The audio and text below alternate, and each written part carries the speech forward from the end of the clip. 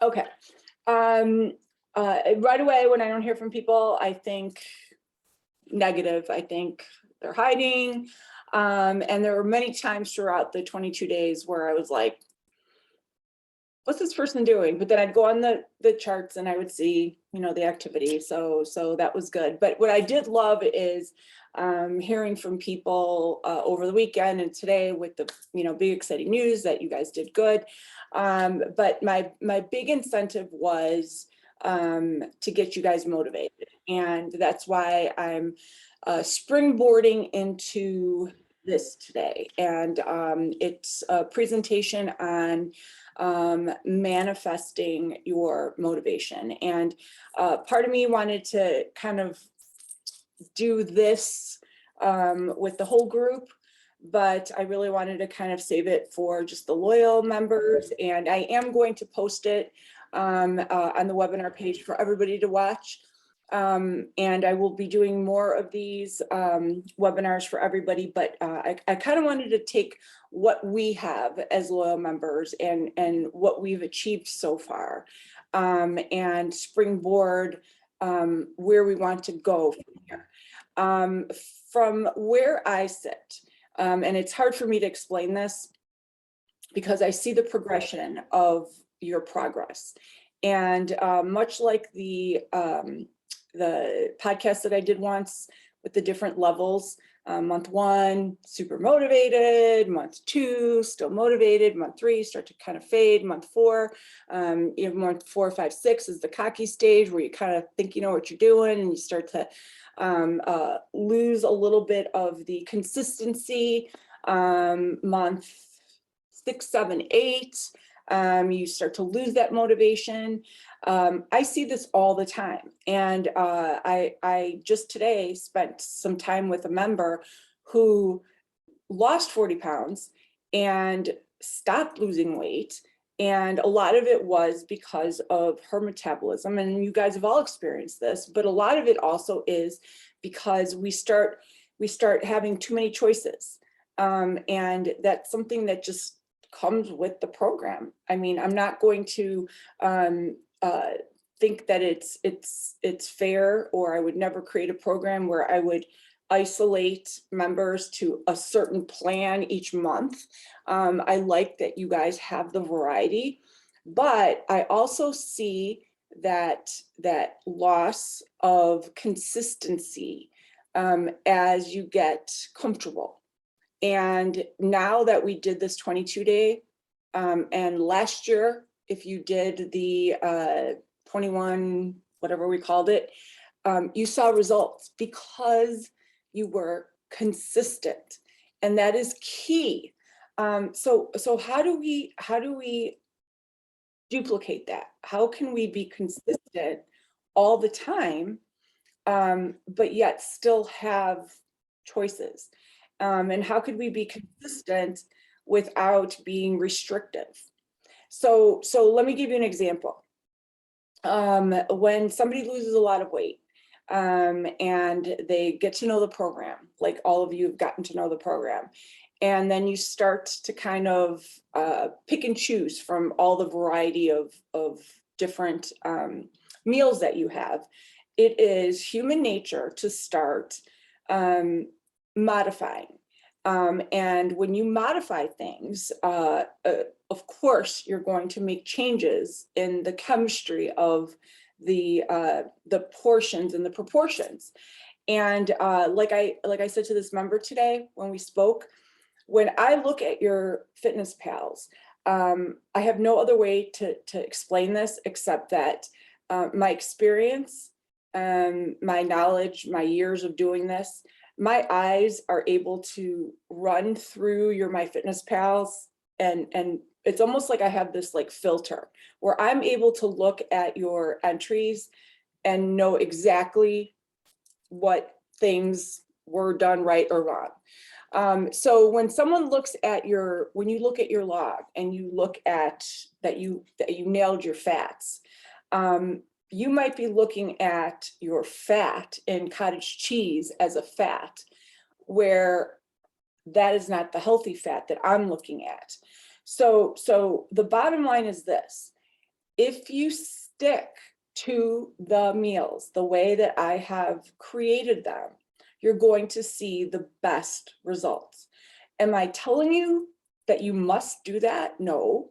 But what I'm saying is, if you try to avoid straying as much as possible, you're going to see better results.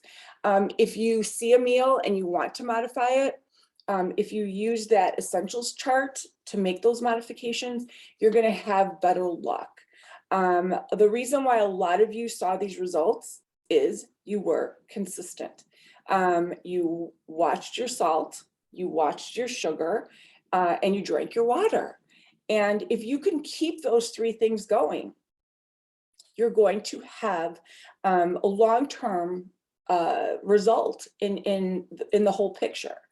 But what we do when we set ourselves up for the big picture is we only look at the end result. And that's kind of why I put together the presentation that I put together today. I'm going to be doing a webinar next week, a seminar next week for everybody, but I'm going to kind of break it down for the newer members on the portions and the proportions of what you need to have on your plate. And these are all things that you all know, but as I work with people, especially those of you that have been with me since the beginning of time, where I didn't have these charts highlighted, it wasn't so black and white. So some of you might need a refresher. So I encourage you to come to that, and that will be next Tuesday, because I'm going to talk about that. I'm going to talk about, don't look at the fat in cottage cheese. That doesn't count. I'm going to talk about, don't look at the fat in cheese. That doesn't count. Don't look at the protein that's in turkey sausage, because that's not an essential, pure, healthy protein source. It's a fatty source. So we sometimes fall into that trap of just looking at what MyFitnessPal says, and it's more than that. And when I say I run it through a filter, I literally run it through a filter. And I want you to imagine if I had a strainer and I could strain all your food through MyFitnessPal, whatever's left in the strainer here that doesn't make it through is essential. Whatever has fallen through is non-essential, and none of that really counts. So I'm going to talk about that next week. Okay, and that's really important. So everything on the Get You Fixed, you guys followed it to a T. And if you followed it to a T, just like you did month one at the beginning, it's because that filter, you followed exactly what I had written out. And it's not that you can't do that. It's just that you might need to learn how to do that a little bit more efficiently. Now on the new Get You Fix meals, I revised them and I put them in a new category called the Infinity category. And so if you're not familiar with this, I did talk about this when I created the site. The Infinity category is, it's up here, and you can also find it here. It is the category that anybody could eat from at any time. And the structure of it is the same as all the other pages. They're labeled with breakfasts and lunches and mini meals.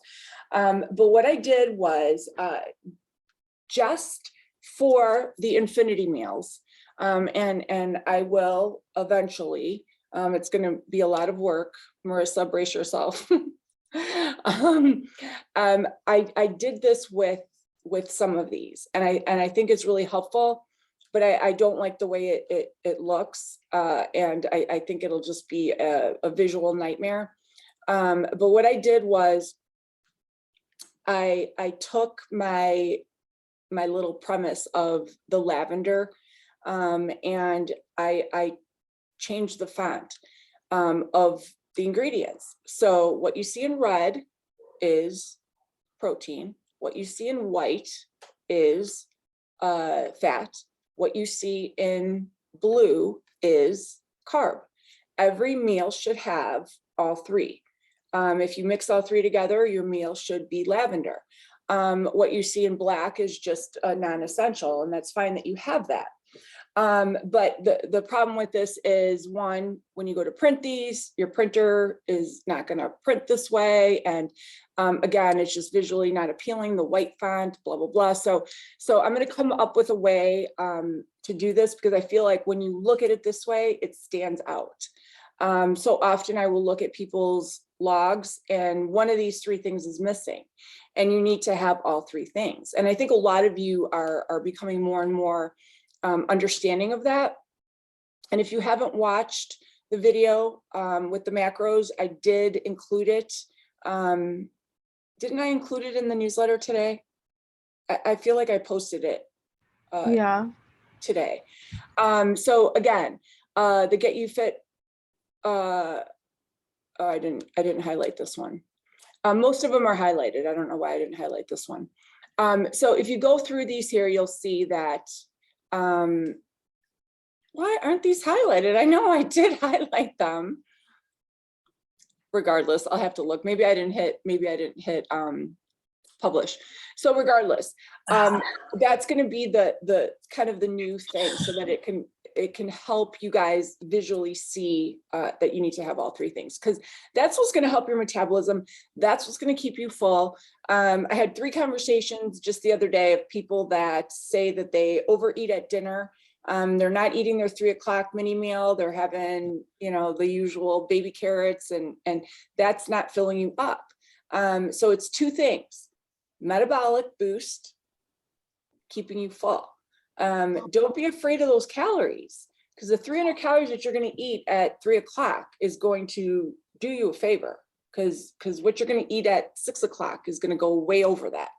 Okay. All right. So definitely check out the Infinities, and I will keep adding to them throughout the program. So in a year from now, this page is going to be loaded. Okay. All right. Any questions about this before I move on?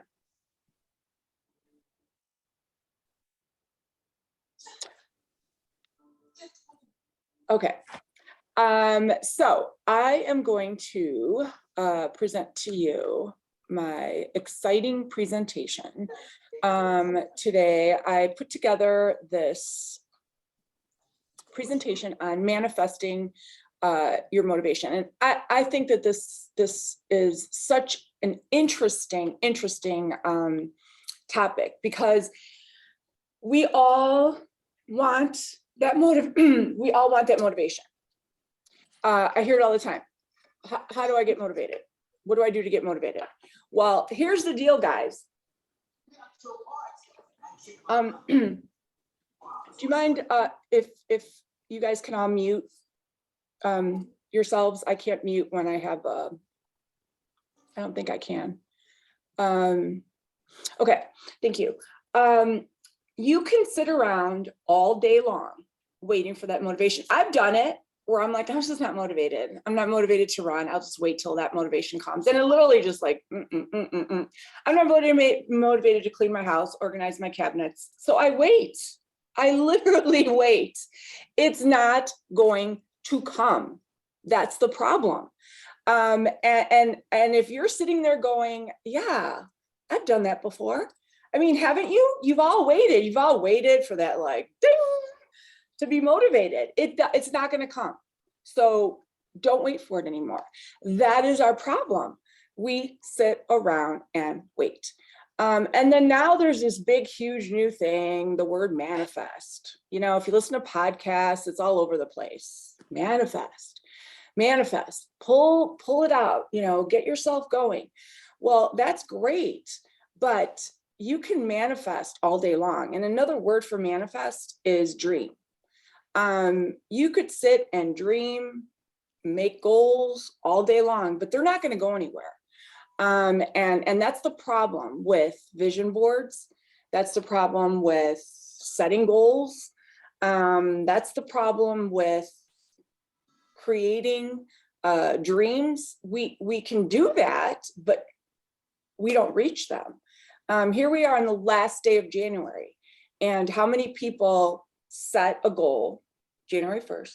How many people have forgotten what that even is, that they set for themselves?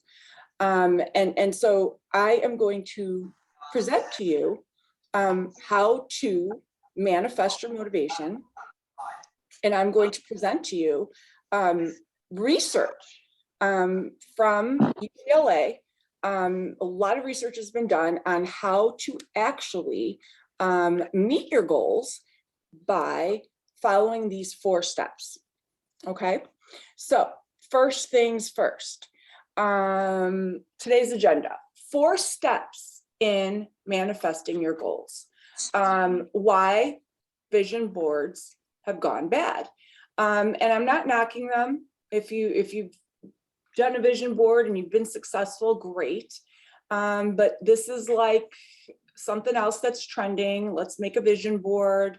Let's spend all this time doing it, but then we just stare at it and then nothing happens.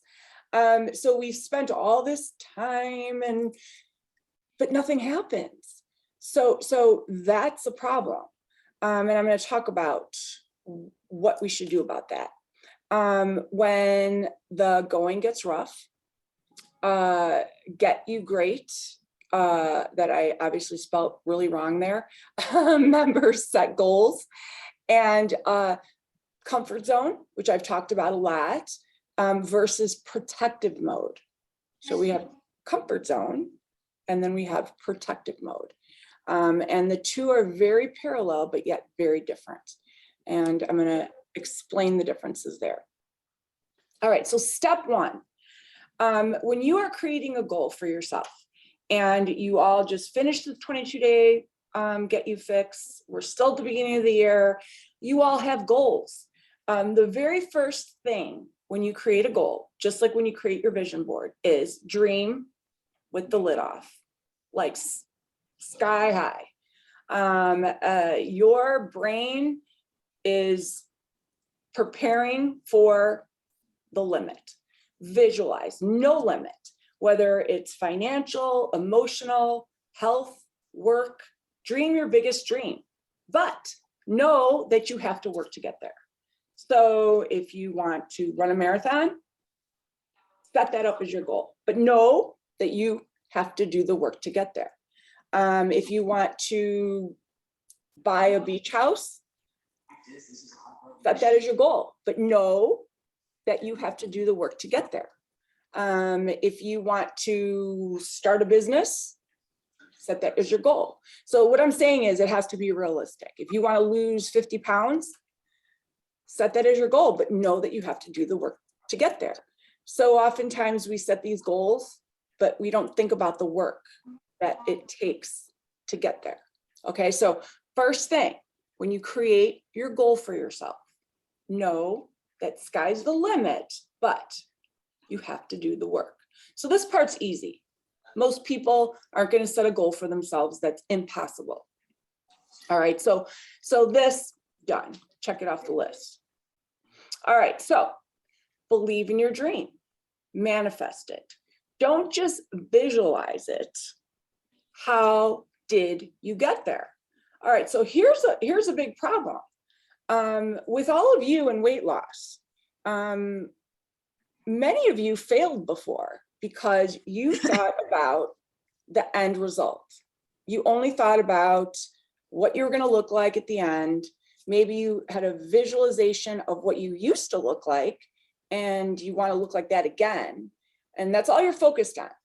You're focused on that high school body, that college body, that pre-pregnancy body, that football body, whatever. But you're not thinking about what you have to do to get there. When I decided I was going to write my first book, that's all I was thinking about was, I'm going to write a book. I'm going to write a book. Book. I didn't think about what I had to do to get there. John, what are you doing? John, are you scribbling on my board? When I wanted to run my first marathon, all I thought about was that finish line. That's it. I just pictured myself. I did not think about the torture, the early mornings, the blisters, the running in the rain. I didn't think about any of that.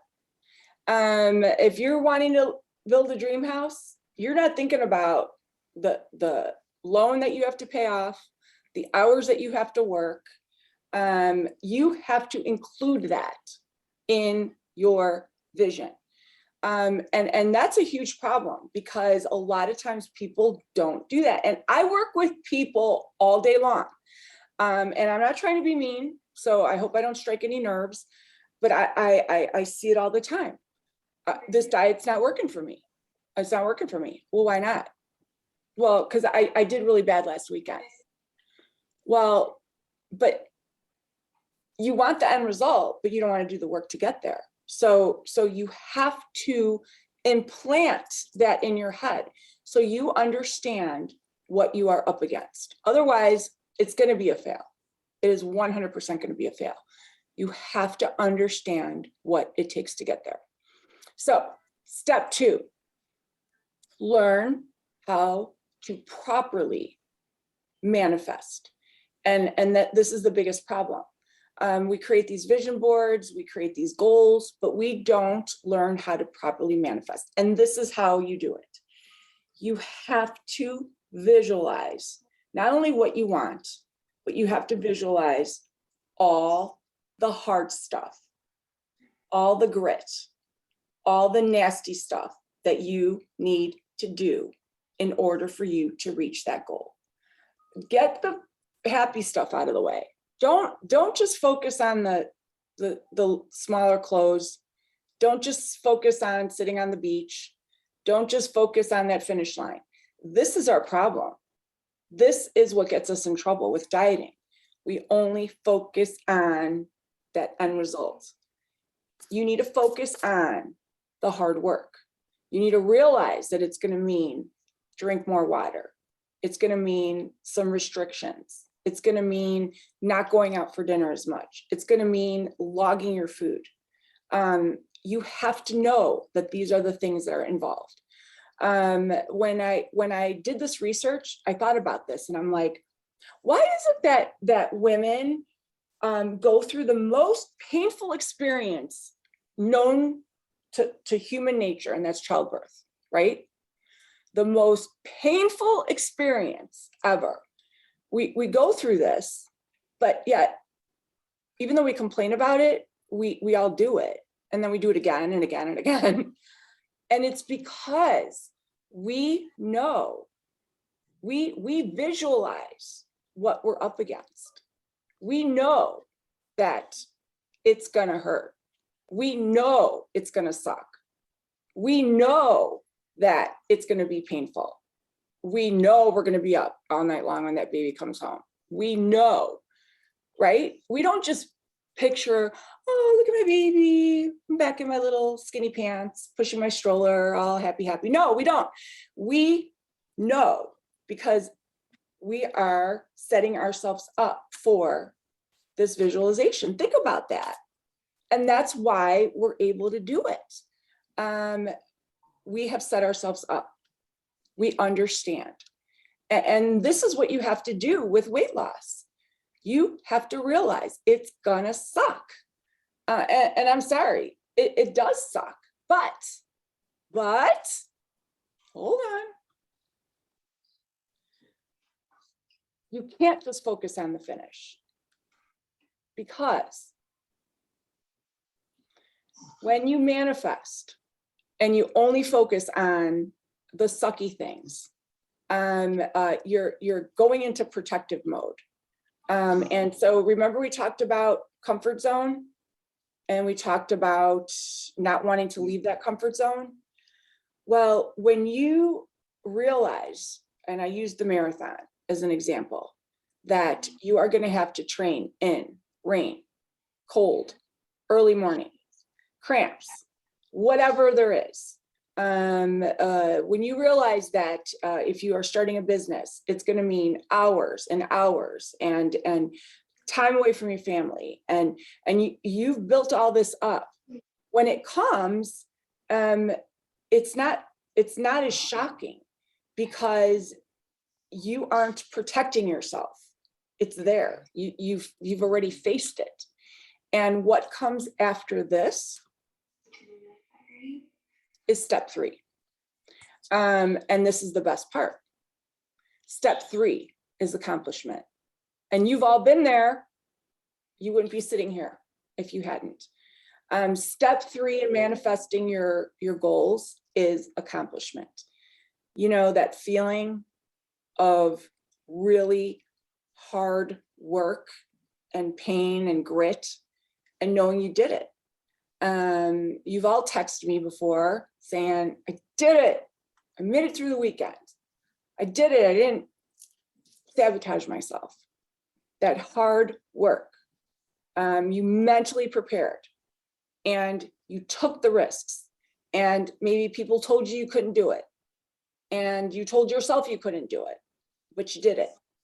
And whether it's a 5-mile run and you didn't think you could do it and you did it, and you didn't want to do it and you dragged your ass up out of bed anyways and you did it, and you cried the whole time, but you got home, accomplishment.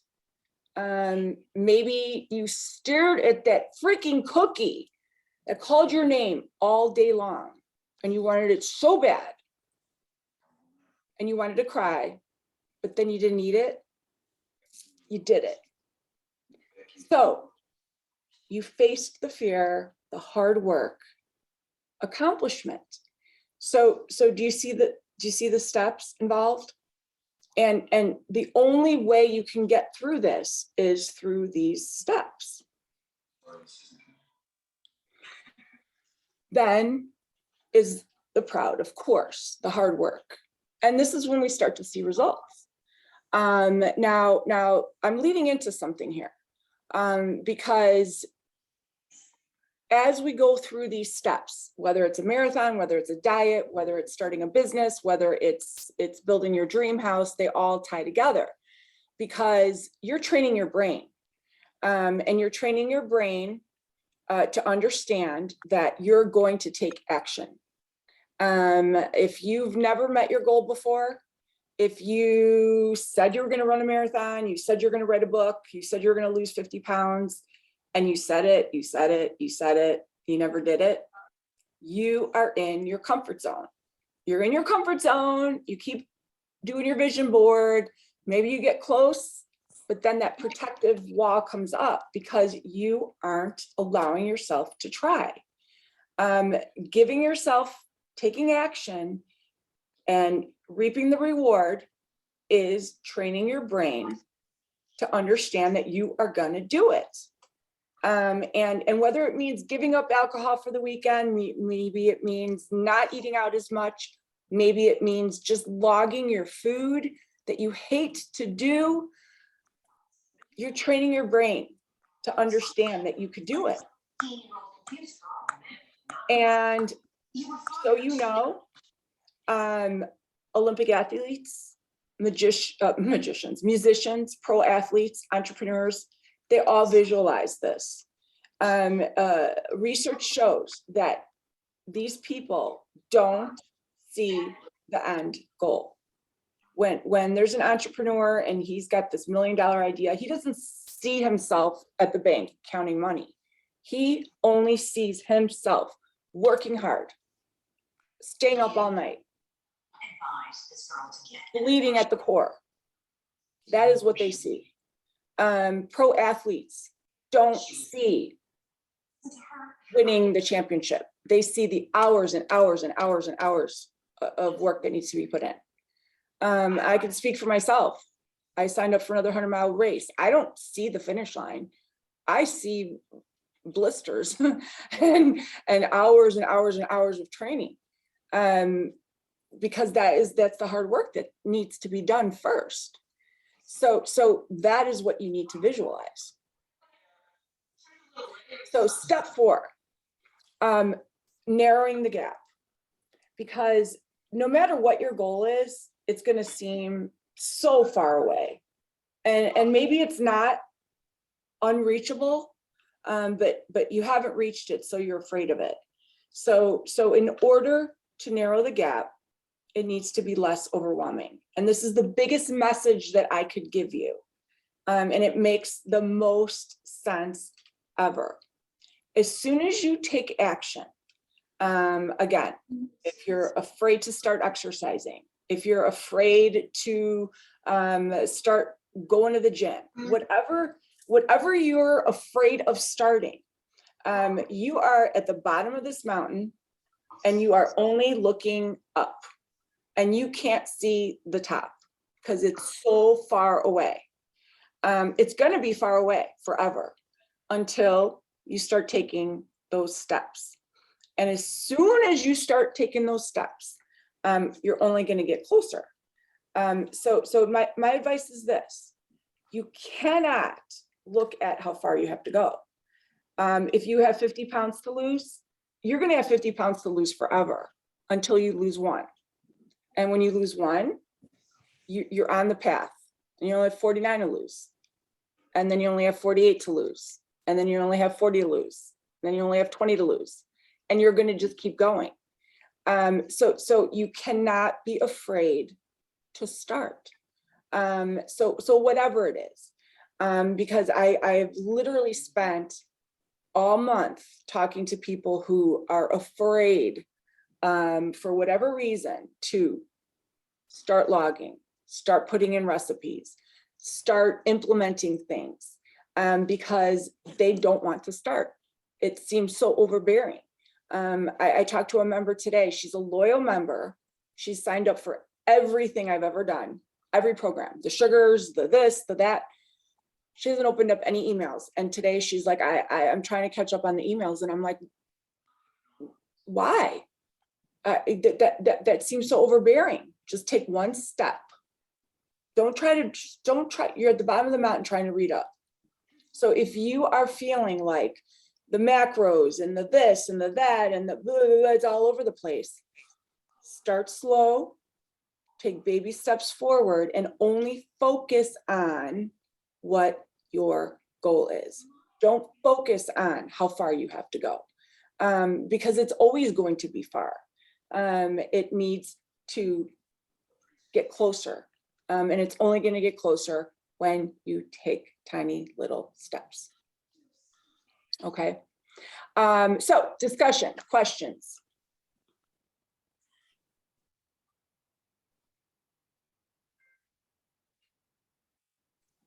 Anybody gonna sign up for a marathon tomorrow?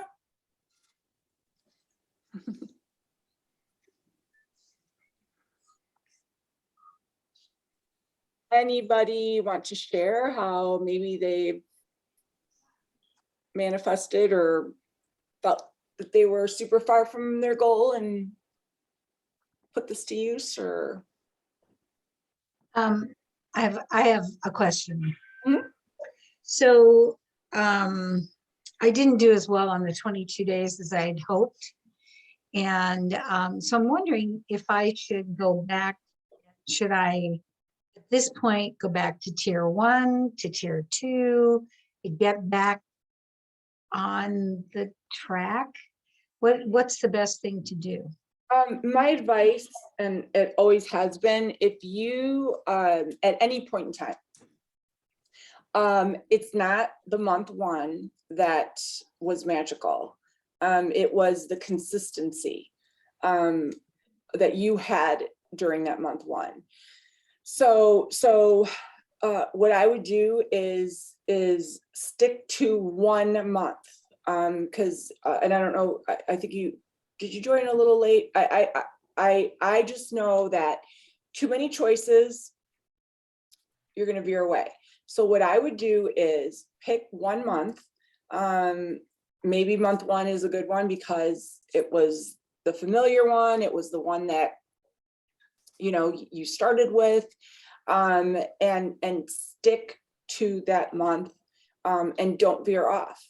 And it's the same concept as I was trying to emulate when I did the 22-day. It was stick to this, don't veer off, you know, and at the beginning I did have a lot of people say, well, but can I eat this? Can I have this? Can I? And the point is, at the beginning, the more you stick to the structure, the less choices you have, the better you're going to do at the Okay, beginning. so if I chose, say I chose month 2, Mhm. I'm not doing month 1 at all, I'm just doing month 2. Is that what you're saying? Yep. Oh, Yeah. okay. Only Okay. because I find that when members are having a hard time adhering to the program, too many choices, you know, if you have 15 breakfasts to choose from, then you're going to start making your own. Okay. And then you're not. Does that make sense? Yes, yes. Mm. Yeah. Thank you. Or, you know, and I've even told people, if you go on the resource page, I have a blank chart of Monday through Friday breakfast, lunches, and dinners. If you want to pull 5 breakfasts, 5 lunches, 5, and just stick to those. So don't veer off. Okay, so how do the affinity ones fit into this thinking? You could do the whole month infinity. Okay, so you wouldn't do like month 1 and include infinity, just do infinity. Yeah. Because infinity is actually the get you fix, but I modified them so that they're proportioned better. Right. Okay. All right. But what I would do though is, you know, attend the, you know, think of what you did when you were a new member. You know, you attended all the, you know, those workshops, and Right. you know, 'cause you want to kind of re-engage. Yeah. Okay. Thank you. Mhm. Hi, Anyone else? Irene. This Hi. is John. Hi, John. Sorry for doodling. That's okay. I'm gonna put you in the corner next time. That was my high school football playing weight, so I put that Oh, on is the that what that record. was? I couldn't tell. It's 180. Yeah, 180. I'm You're within not too, striking distance. you're not too far from it. I know, but I'm in the comfort zone. I gotta change my habits. Could you tell us a little bit about how long it takes to run 100 miles and how much training goes into that?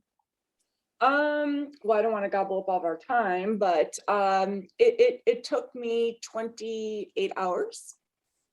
And I hope to do that a little faster this next time, but it typically takes people about 20. There's people that get it done in world record is like 14, but most people take about 20, in the 24 to 30 range. So yeah. Mhm. And training was pretty hard. Yeah. My toenails just grew back, in fact, so. So yeah, but it was an accomplishment for sure. And no, I didn't sleep the whole time either. That's crazy. Yeah, Thank you. that's what they say. I have a question. It's Maura. Hi. So I've been wondering this for a while, and I'm fine either way. I just want to know. So when you exercise, like if my girlfriend does Weight Watchers and she gets points if she walks, she gets points if she drinks water, she gets points if she does that. I'm like, shit, if I had all those points, I would never lose weight because I would have too many points. But Yeah. Is there any point, is it stage 3 where your exercise counts that you can use those points, or those extra, if you're tracking and you're doing MyFitness and you're being true to the thing and you're using your iWatch that's more, I already know that MyFitness elevates it sometimes and you're like, yeah, I didn't do that, so I'm not going to put that. Is there any point that you count them, or no, they're always just a bonus and you just leave them where they are and not count them in your daily intake? So, depending on what you're doing, so if you are somebody that is, like an endurance athlete, I do have a protocol on that. If you start burning over 800 to 1,000 calories a day, I do have a formula where you eat 50% of that back. But even with that, as sad as this is, so sad, and I have some runners here with me tonight, I could see, and they'll tell you that even with that amount of calories burnt, if you have body fat to lose, your body fat is going to be put towards burning that as energy. If you're at your goal weight, and you're burning, 5, 6, 7, 800 calories every single day, and you're not burning 500 calories over the course of 3 hours time. You go to the gym and you burn 500 calories in 45 minutes, and you're at your goal weight, then I would have a discussion with that person and how to eat that back. But even then, it would be eating that back the right way. And I could tell you with my own personal experience, John just asked, I ran 100 miles. You would think I would have lost weight, and your body, because you're active, has become accustomed to that. Oh, yeah, that's totally, Mhm. like So- I exercise every day. So if I don't exercise Yeah. one day, Yep. you can tell already that my body is like, that's not going to fly. Totally. Yeah. And so if I were to take somebody your age who eats exactly what you eat, who has never worked out in their life, and I put them on your regimen, they would lose weight, they'd be starving, because it's new to them. So it's a matter of adaptation. Okay. It's the same reason why, athletes don't dwindle away to 0 pounds because of that adaptation. Yeah. But the really good news is that your heart is amazingly strong, and your bone structure is strong, your muscular structure is strong, Yeah, so and you And have I'm all those- fine not eating them. I just didn't know if I was doing it right, because I Yeah. assumed that you just shelve them and that's just for your overall heart health and your Yes. body health. And Mhm. it's just part of being a healthy person. Yeah. But, when my girlfriend's like, you don't count them? And I'm like, yeah, I'm pretty sure I don't count them. So I just wanted to make sure I Yeah, was doing it with integrity. yes, So that's just why I asked, because yeah. Of if course. I'm not losing weight on the current thing, I don't think if I started eating another 200 or 300 calories that I would lose anyway, because you're just upping your calorie Yeah. content over thinking I exercise, so I get another 200 to 300 calories. So Yes, exactly. Wow, look at you. You really have lost weight. I haven't seen you since you started. oh yeah. Yeah, I'm much thinner. Yeah. Look at you. Yeah. Woohoo. That's Yeah. awesome. Good for Yeah. you. It works. Because we didn't Zoom last time. We did a phone call. That's why. Yes, we didn't. Yeah. And you can't Well, even see my whole body, but yes, This I'm next, much, this smaller. next call we'll do a Zoom for sure. yeah, we're much, we're on the right track. for Awesome. health. Yep. Awesome. Anyone else? Questions? Irene, can you just explain why cheese can't count as a healthy fat? Who said that? Natalie. Natalie, I can't change the rules. I know, but I mean, like, just explain why it has to be, Okay.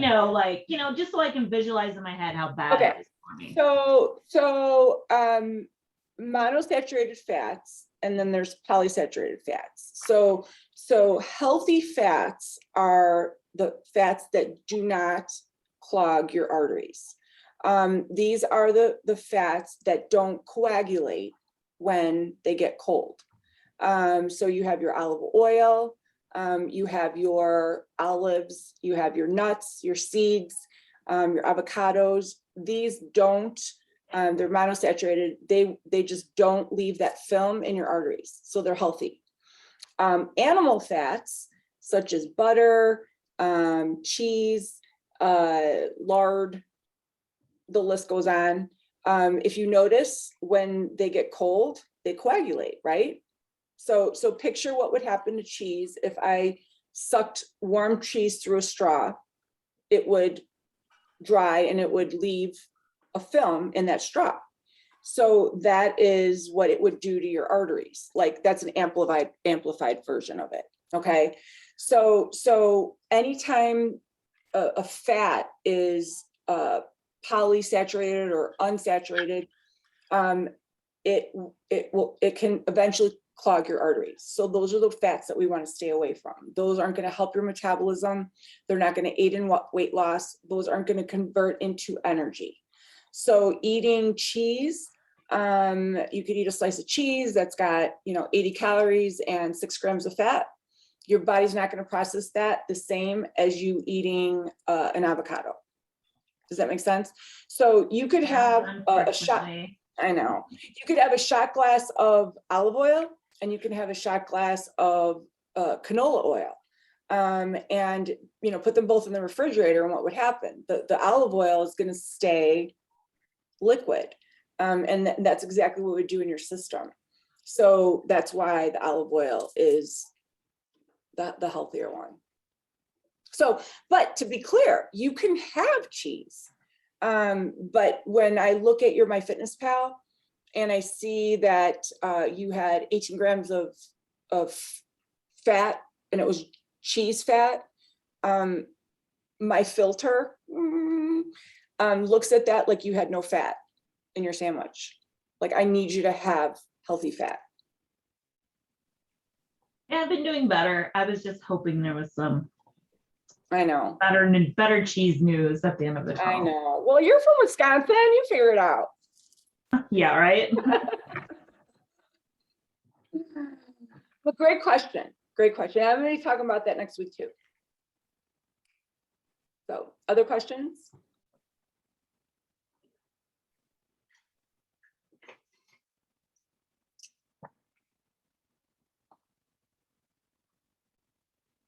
So I'm going to put out the schedule for the webinars. The first one is going to be the topic that I discussed, but I'm going to roll out a bunch on restaurant eating.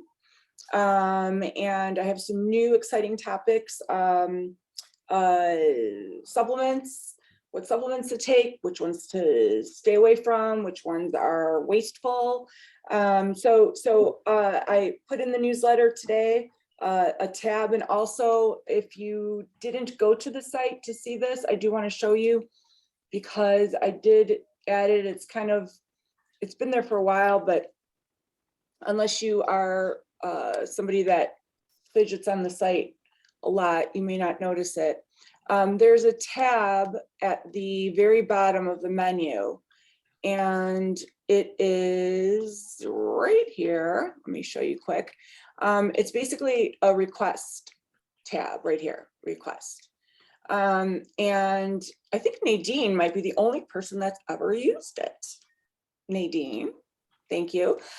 So if you have a request for MyFitnessPal, you want me to look at your log, run it through my filter, you could text me, of course, but if you put it on this form, then it's the same as me writing it down on my little notebook, and you'll get a response, podcast request, webinar suggestion, or if you're having an issue with your account, you can't log on, or you need to change your email or whatever. Again, you could text me, but this would be the same, and I'll see it and get that to you. So any webinar ideas that you might have, let me know, and I'll add them to the list. So, all right. Well, thanks, you guys. Thanks. And you guys will be getting, you should be getting loyal members. And if you haven't, go on your account. You all get 2 sessions. So sign up whenever you want to meet with me to go over goals and everything else. So, okay. That was my question. Thank you. There you go. Yep, so just sign up whenever. Oh, I will. Okay, sounds good. All right, you Thanks. guys, Bravo. I'll see you later. Bye. Bye. Thank you. Thank Thank you. Yeah. Thanks, Lorraine. Bye.